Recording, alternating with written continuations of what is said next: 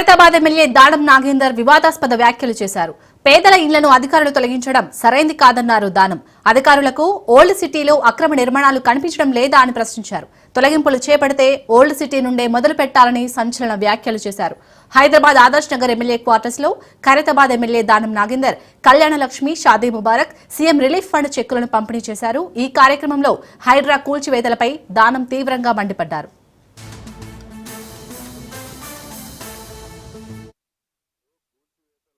ఎప్పుడే గానీ ఏకపక్షంగా పోకూడదు. ఎందుకు పోకూడదు అంటే నేను చూస్తా ఉన్నాను కూల్చివేతలు ఎక్కడైతే రోజువారీగా వ్యాపారం చేసుకునే వాళ్ళు వాళ్ళ జీవన ఆధారం అదే. వాడు ఆ రోజు వ్యాపారం చేసుకుంటే వాడి పొట్ట నిండుతుంది. అలాంటి వాళ్ళని ఇబ్బంది పెడితే అలాంటి వాళ్ళ శాపనార్థాలు మనకు మంచిది కాదు. ఎప్పుడు కూడా ప్రభుత్వం ఎప్పుడైనా మేము అలాగే చేసేవాళ్ళం. కానీ అధికారులు మాత్రము ఎక్కడైతే నిజంగా కంజెస్టెడ్ రోడ్స్ ఉంటాయో అక్కడ చేయమని ప్రభుత్వ పరంగా గానీ పైనుంచి ఆదేశాలు వస్తే అలా చేయాలి. కాకపోతే వాళ్లకు వీళ్ళు ఎక్కడ అనిపిస్తే అక్కడ మాత్రం అడ్డగోలుగా చేస్తున్నారు అనేది నా అభిప్రాయం. అందుకనే నేను ముఖ్యమంత్రి గారి దృష్టికి తీసుకెళ్తాను. సిటీ మొత్తంలో అయితే మీరు ముందు ఓల్డ్ సిటీ నుంచి మొదలు పెట్టండి. ఓల్డ్ సిటీలో ఎక్కడెక్కడ ఉన్నాయి అలా మీరు చేయండి. మీకేమి ఇబ్బందులు కలగకుంటే మా దగ్గర కూడా ఇబ్బంది లేకుండా నేనే చెప్తా వాళ్ళకి. కాబట్టి ఇది చేయొద్దని నేను చెప్తున్నాను. ఎందుకంటే దీని వల్ల ప్రభుత్వానికి చెడ్డ పేరు వస్తుంది. ప్రభుత్వం మనకు మంచి పేరు వస్తే 4 కాలాల పాటు మనం కూడా మంచిగా ఉంటాం అనేది నా అభిప్రాయం. ప్రజల అందరూ వచ్చి చెప్పుకోలేరు. ప్రజాప్రతినిధి ఎవరు ఉంటే ఆ ప్రజాప్రతినిధికి చెప్పుకుంటారు మా బాధ అని. కాబట్టి రోజు మరి